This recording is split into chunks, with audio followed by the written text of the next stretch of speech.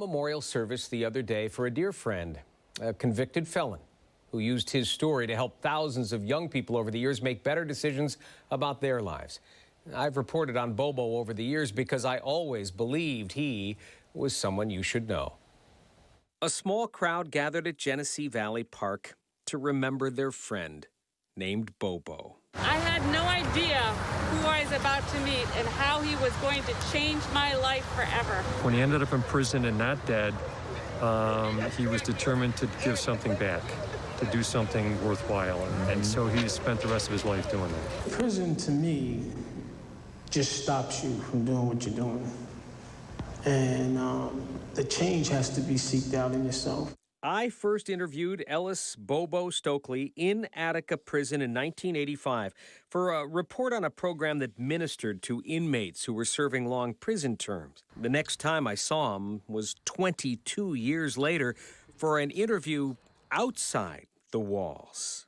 It's been there for more of my life here than I did in the street.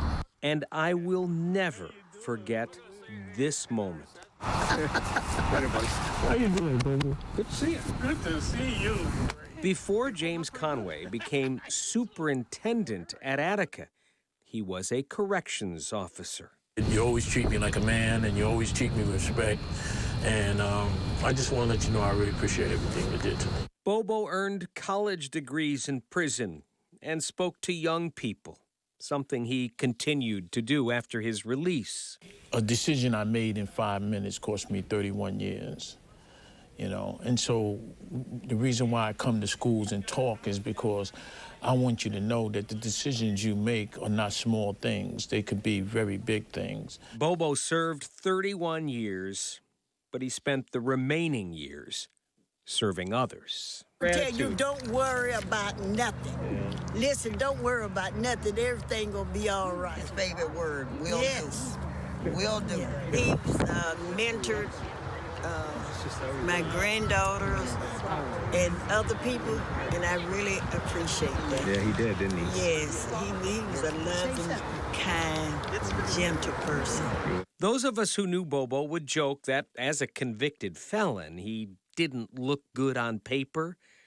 But those who could look past that found a good man and a loyal friend. Who is that you show back up at prison unannounced and the warden comes out of the prison into the parking lot and gives you a hug? I mean, that just doesn't happen to people. So it tells volumes of who this guy was. He died of cancer last month. He was 70. As a teen, he was involved in a fight in the Bronx where he was from. One person was shot and killed, and while Bobo didn't pull the trigger, he was the only one caught and convicted. And you know what? He never once complained about that. He chose instead to live a life of gratitude. Remarkable guy. He really was. I think he'd be proud of the way you're remembering him today. He spent some Christmases at our house, and my kids loved him too. A great guy. Great tribute.